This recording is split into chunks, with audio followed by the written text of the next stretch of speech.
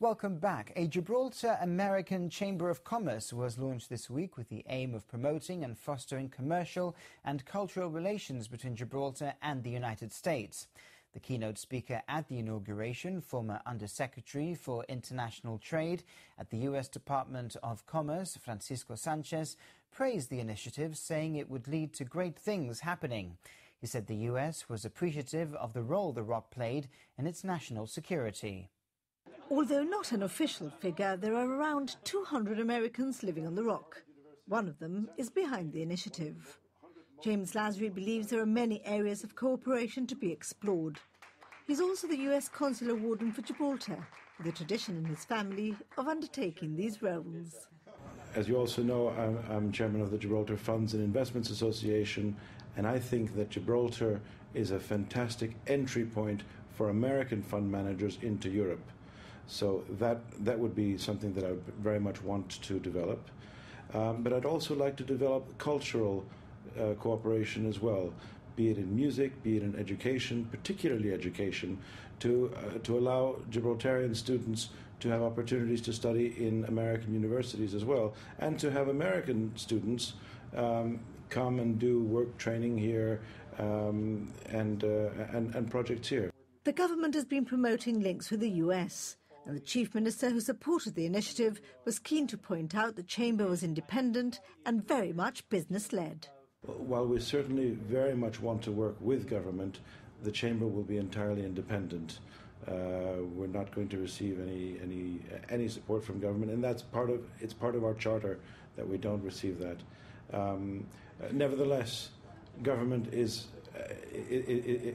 such that they can facilitate a lot of opportunities that we might not be able to achieve without them. Well, we think this is a huge step forward. We very warmly welcome the American Chamber of Commerce to Gibraltar. And of course, this is the continuing fruit of the process that the government has commenced of travelling to the United States. I was there in Washington, as you know, not relating to the UN, but specifically to deal with American issues a year and a half ago, and have been again. And this is the fruit of that work. Former Undersecretary for International Trade at the US Department of Commerce, Francisco Sanchez, spoke at the inauguration.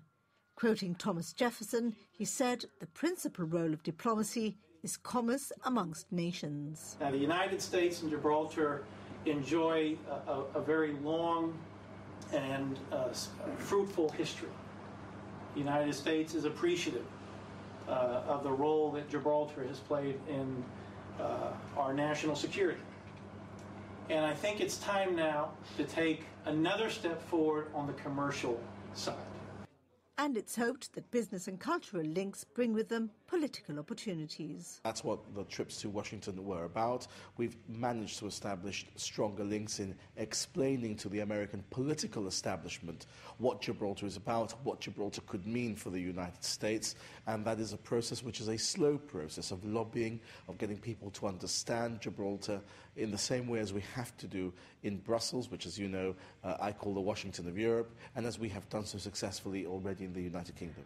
Well, certainly it is a channel of communication, and channels of communication are very important to develop.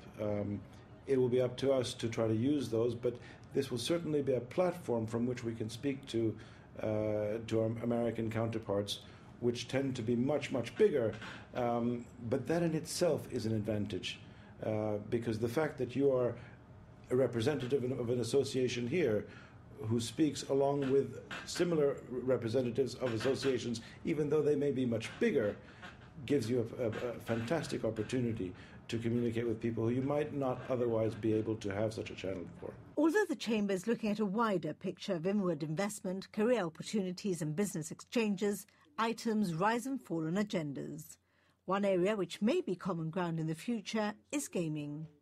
But whatever it may be, connections continue to be built, and new lines of communication and friendship stretch across the Atlantic between Gibraltar and the States. In the multi-million-pound Barache fraud trial this week, lawyers acting for Benjamin Barache questioned the judge's appointment, which they claimed could be unconstitutional. Meanwhile, Isaac Barache's lawyer asked for the court to adjourn on the basis that the defendant was taking strong medication and was not himself. He did, however, continue giving evidence on Wednesday and on Thursday. Our reporter Jonathan Scott filed this report on Tuesday. Sir Geoffrey Grigson was brought in from the UK to hear this case, which started in the Supreme Court last October. But appearing for Benjamin Marache, Charles Gomez said when the High Court judge was formally appointed, he might have been above the age limit of 67 stipulated in the Gibraltar Constitution. Mr. Gomez claims there are provisions for extending a judge's tenure beyond 67, but not for appointing one above this age. Mr. Gomez said Benjamin Marache's lawyers are now waiting for a response from the Governor's office. The Crown countered that any such application should be made alongside the trial rather than interrupting it, while Sir Geoffrey said it would be for the courts to decide this matter, adding enough time had already been wasted. Meanwhile, appearing for Isaac Marache, Osman told the Supreme Court his defendant is unwell and has been prescribed strong medication. Standing in for John Cooper QC, Mr. Osman said Isaac Marache has had medical checks looking at his heart and also at a possible stroke. Sir Geoffrey said he was entirely sympathetic, but told Isaac Marache's lawyer he wants to make sure any doctor prescribing the defendant any medicine is made fully aware of what is required of Isaac Marache in this trial. Mr. Osman said it's a case of allowing the medicine to run its course. The government this week explained that to be on the register of Gibraltarians, you must be British and have been born in Gibraltar before the 30th of June 1925, or be a descendant or spouse of a descendant born before then. In exceptional circumstances, a British citizen who has lived in Gibraltar for 25 years may be registered. The government has announced it plans to reduce this requirement to 10 years. It follows complaints from Miss Gibraltar Marwa Karbush that she was not deemed a Gibraltarian. Number 6 explains that to have entered the Miss Gibraltar contest, she needed to have British citizenship and have lived in Gibraltar for 5 years. To vote in elections, you need to be a British citizen and have lived in Gibraltar continuously for 6 months. To be on the housing list, you need to be British and have lived in Gibraltar for 10 years. All this, it says, is different from being on the Register of Gibraltarians, which was created in 1955 by the AACR. The government says the mechanism to give effect to the reduction from 25 to 10 years for Gibraltarian status is likely to be announced later this year. A local man was this week sentenced at the Supreme Court to 10 months in prison for burglary. 31-year-old Borja Bocino had pleaded guilty to stealing a laptop from a neighbour's house, an offence committed while he was on probation for drugs offences. Borja Bocino pleaded guilty to having burgled his neighbour's house in October last year.